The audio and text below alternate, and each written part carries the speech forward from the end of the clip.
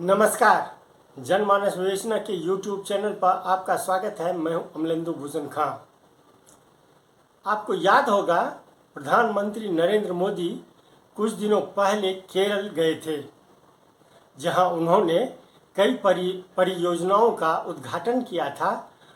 जिस मंच पर मोदी थे उसी मंच पर केरल के सीएम के साथ साथ शशि थरूर भी थे।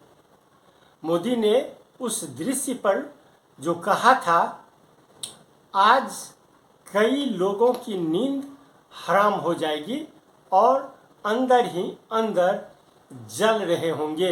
यह दृश्य देख करके पीएम मोदी का वह कथन वास्तव में कांग्रेस नेताओं की नींद तो हराम कर दी, लेकिन बीजेपी नेता भी उस आग में जलने वाले हैं।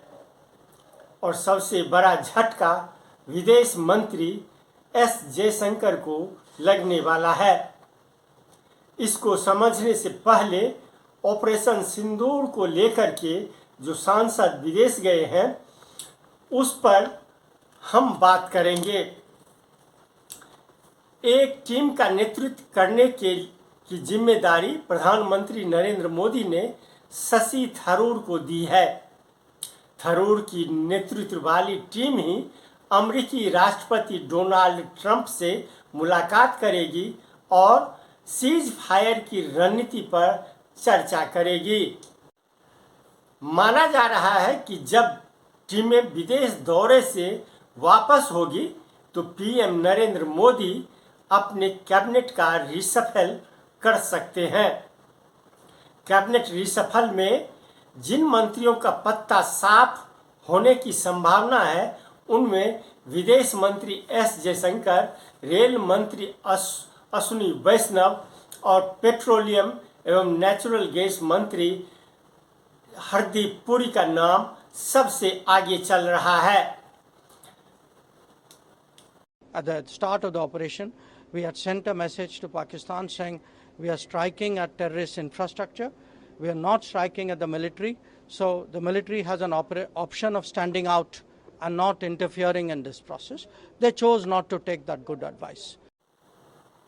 पहलगाम आतंकी हमले की जवाबी कार्रवाई के समय पाकिस्तान के पक्ष में टर्की, सऊदी अरब, अजरबैजान, चीन जैसे देश सामने आ गए।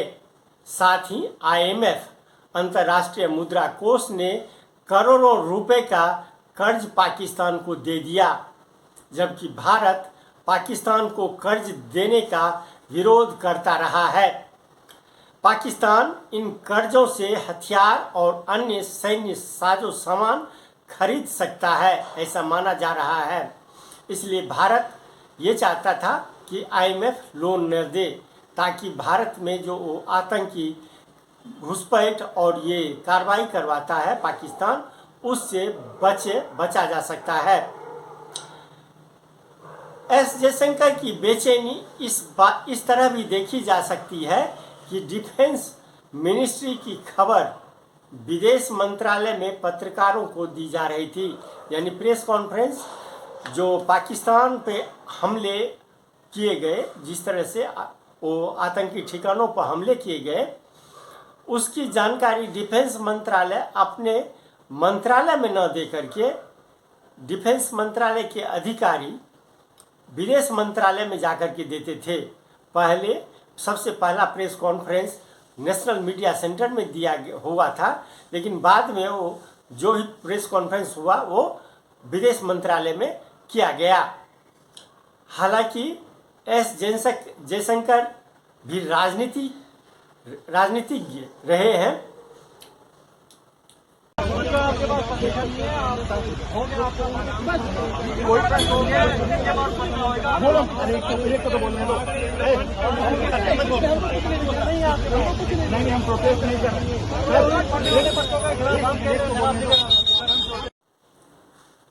हालांकि एस जयशंकर भी राजनयिक रहे हैं।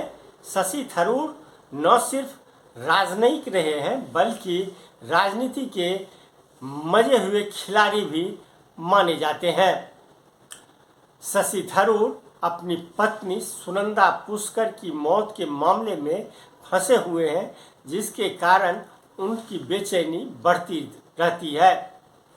थरूर विदेशी मामलों में संसदीय स्थायी समिति के अध्यक्ष के रूप में सेवारत हैं। थरूर के विदेश दौरे पर कांग्रेस पार्टी अपना कड़ा ऐतराज जता चुकी है, लेकिन प्रधानमंत्री नरेंद्र मोदी का जैसे ही ग्रीन सिग्नल थरूर को मिलेगा, वैसे ही थरूर पाला बदल करके बीजेपी में आ जाएंगे और मंत्री पद पर विराजमान हो जाएंगे। तो इंतजार इस बात की जा रही है जो प्रधानमंत्री कैबिनेट रिशफल कितने दिनों में करने जा रहे हैं। कैबिनेट जिस तरह से अभी जो मंत्री बने हुए हैं उनका जो कार्य है, जो जिस तरह से होना चाहिए, उससे प्रधानमंत्री संतुष्ट नहीं दिखाई पड़ते हैं और इसी के कारण मंत्रिमंडल में फेरबदल होने की संभावना पूरी तरह से देखी जा रही है। जिन मंत्रियों के कार्य में काफ़ी कमी दिखाई पड़ रही है, उनमें जयशंकर, अश्विनी वैष्णव, हरदीप पुरी और कई मंत्री भी हैं जिनका पत्ता साफ होना माना जा रहा है। प्रधानमंत्री के दूसरे कार्यकाल में भी कई बार ये कैबिनेट रिशफल हुआ था और उसमें कई लोगों का पत्ता साफ हुआ था। तो जब ये कैबिनेट रिशफल होगा और मंत्रियों का पत्ता साफ होगा तो सारी स्थिति साफ हो जाएगी। लेकिन थरूर, इस बात पे माना जा रहा है कि थरूर को विदेश मंत्री की जिम्मेवारी सौंपी जा सकती है।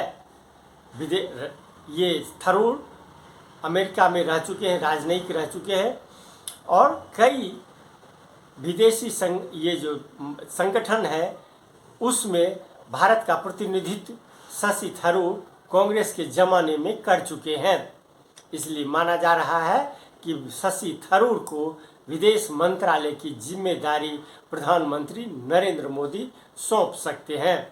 आगे आगे देखिए होता है क्या, ये तो वक्त ही बताएगा। आज के लिए बस इतना ही। हमें दीजिए आज्ञा। नमस्कार। आप मेरे चैनल को ज़रूर लाइक करें और सब्सक्राइब करें। आपका बहुत बहुत धन्यवाद।